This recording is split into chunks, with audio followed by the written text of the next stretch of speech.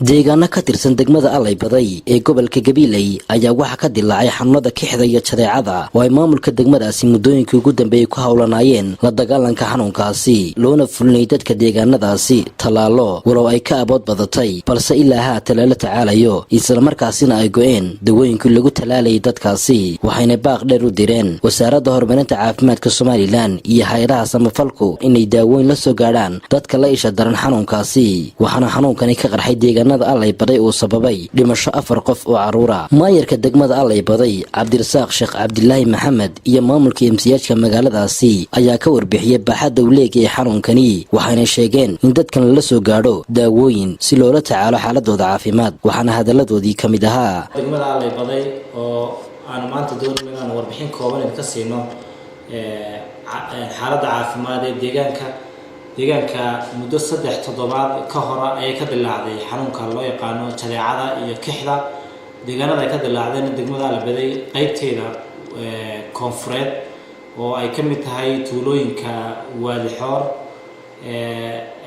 Diingoobale Laaya Tincada Heeriyo iyo Allaybaday oo deegaanka inta u dhaxaysa ay ka dilaacday xanuunkaas ka dilaacay waxaanu aad uga howlgalnay sidaan u talaali lahayn carruurta ay ku dhacday maahay carruurta kale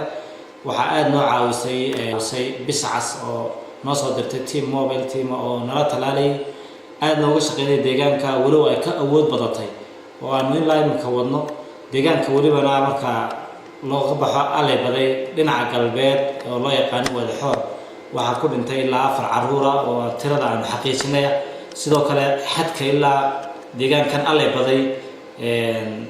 xagga caasimada Allaybaday ee toga xigta ama loo yaqaano xadka Itoobiya oo dhaxay Soomaaliland waa deegaanka uu ku badan yahay xanuunku waxaana ilaa inta la sheegaya xagga Itoobiya dad baa ku dhintay laakiin xagga Soomaaliland ilaa 4 qof ayaa imka carruur ayaan haynaa dhimashada waxaanu la hadalay kulay wasaaradda iyo isuduwaha gobolka waxay nagu dhaadeen inaan ka hawlgalaynaa shalay u dambeysay waxa naga go'ay talaalkii aan ku talaalanay deegaanka carruurta ay ka caawinayeen xaruntan MCH-ka Allaybaday way degmada Allaybaday malaha xarun caafimaad oo dhakhtar ama xarumo kale oo caafimaad malaha kaliya waxa ku yaala dhammaan degmada Allaybaday hal MCH oo la tacaalaya laamika xanuunka jadeecada aad bayna dib culays badan uga haysaa saaka u dambeysay waxaan la hadlay isuduwaha gobolka waxa uu sheegay inay tiimam sida talaalka naga go'ay ay soo baxayaan oo maanta ay ahaan soo baxayaan waxaana talaaleen labadii cisho u dambeysay shaqaalaha caafimaadka ee degmadu ilaa 310 carruur ay talaaleen oo halkan ugu yimid waxay u baxeen tuulooyinka marka culayska ugu weyn ee kan haysta waxa weeye in talaal degdega degmada Allaybaday la soo gaaro xanuunkuna farabaan ku haya carruurtii degmada Allaybaday rahim hadii aan warbixin oo ka siiyo xaaladda caafimaad ee ka jirta degmada Allaybaday waxa weeye waxa ka jira xanuunka kixda la yiraahdo oo dad fara badan oo ilaa 3 qof oo jiifa aan indhaha ku soo arkay anigu iyo carruur yar oo iyaguna xanuunka biisilista la yiraahdo amba jadeecada qaba oo barta xadka ah iyagu degan ee Waadixoor ku beegan kixduna waxay u baantay xaggeena oo ku beegan Waadixoor ugaariyahanka geed qurunka iyo jiidan qadowga ee Allaybaday ku hareeraysan marka anaga ka health center ahaan Allaybaday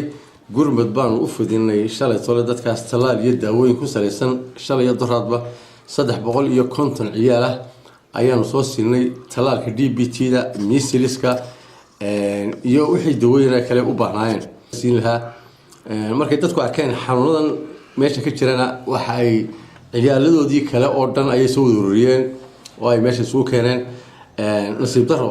shalay tole ayuu talaalku naga go'ay gabigiisaba MCH-ka iyo kii kale aanu magaranaysa ku wadnay hawsha campaign-kaba waayaan la xaji degmada Allaybaday ee ka tirsan gobolka Gabiley.